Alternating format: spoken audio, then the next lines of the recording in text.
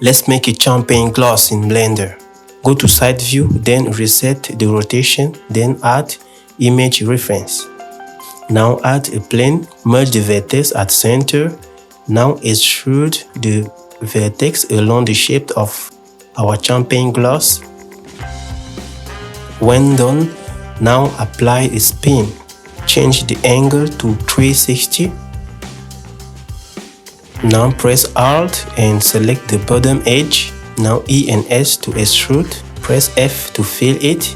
Now press Ctrl part 1 for subdiv and add a solidify modify. For the material, here is the screenshot. If you are using Eevee, make sure to go to blend mode and change it to alpha clips. You can also change the environment texture to have a better light. And that's it. Thank you for watching. I will see you in my next video.